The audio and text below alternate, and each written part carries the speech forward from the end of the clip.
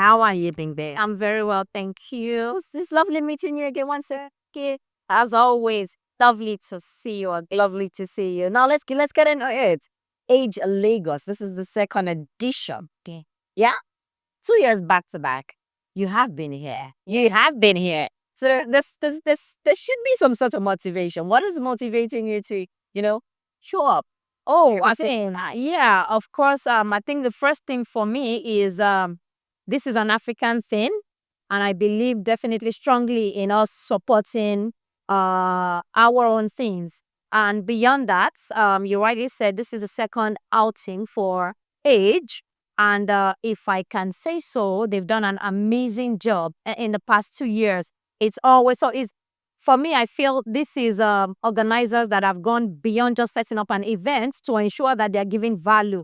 So it's in the class of the attendees. You're seeing regulators, and not just from Nigeria.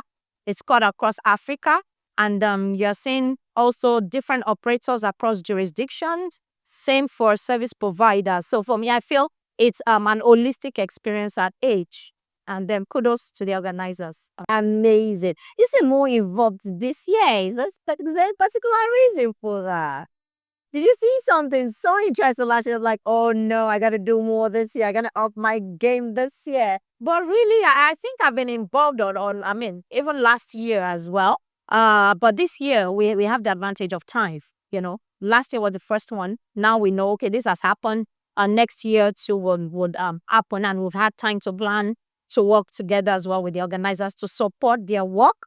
And again, also see how that can benefit us to as individuals or as brands. So yes. Okay, talking about brands, she's the regional manager Africa for betPawa. Yeah. And I think this is the second year in a row that we're actually talking about betPawa. I think last year we're also with betPawa last year. Yeah, and I'd recently joined Last year. Oh yeah. So I think So it's like my 1 year of being with yeah, we've been with the company. So how has that year been like for you? Oh, it's been amazing. Well, and I can tell you, from last year that I joined till now, we've actually launched in 7 other African countries. And yeah, that's a big one, and that's a big achievement on our part.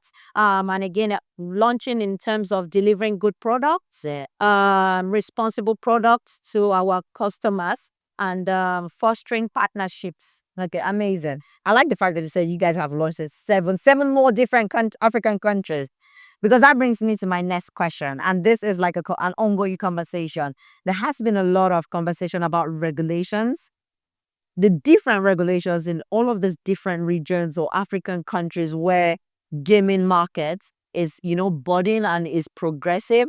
And also for most brands or most investors and most companies getting into all of these markets in the different regions that we have, what would you say have been one of the key challenge that betPawa has faced in getting into some of those regions? Well, I don't think is any sort of new challenge. You rightly mentioned regulations in the sense that there are diverse countries, diverse languages and regulations. So you have to carry out your research on whichever country it is, and do your due diligence and come to the decision of whether it's a market you want to enter or not. Yeah, but of course, clearly there's the issue around diverse regulations, because in Africa we don't have like a uniform kind of regulations. Rightly so, we have independent countries who have the right to make their laws as they deem fit. So yeah, regulations clearly is what anyone looking to expand should look into. Okay, amazing. Talking about regulations and different countries and states, we recently had one ourselves here in Nigeria. The Supreme Court ruling, giving states now the authority to, regulate among states and all. How do you think this decision moving forward is going to impact the gaming market in Nigeria, especially states-wise? And how has your company adjusted to move forward with this? I mean, so for me, it's an ongoing conversation. Let me put it that way. I think for me, because I can track it back to my position, like I've been the past immediate past executive secretary of the Association of Nigerian Bookmakers.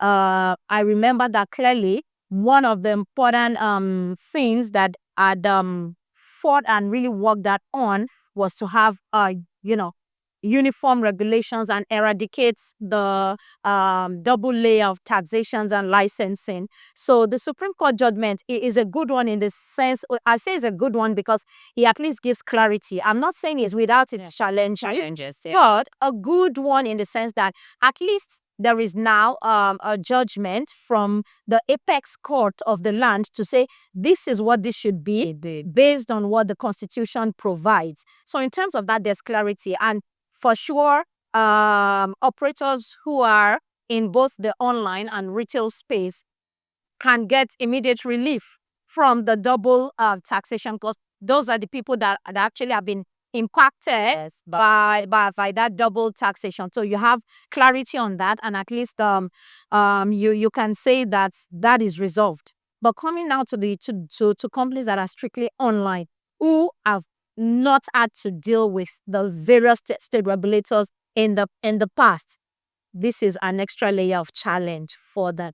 But like I said, the ongoing conversations we've had, the state regulators talking about a uniform license, which is a good thing, which aims to model what was happening at the federal level. Yeah, so that's an initiative that is welcome, because actually it would be too cumbersome to have the operators dealing with various state regulators just because they want to operate in different states. So I hope that we get updates and progress from the state regulators on, and we're able to get the hang of it. Thank you so much, Olabimpe, for talking to her. You remember what I said in the beginning? It is always a wealth of knowledge talking to her. Thank you so much for giving us your time.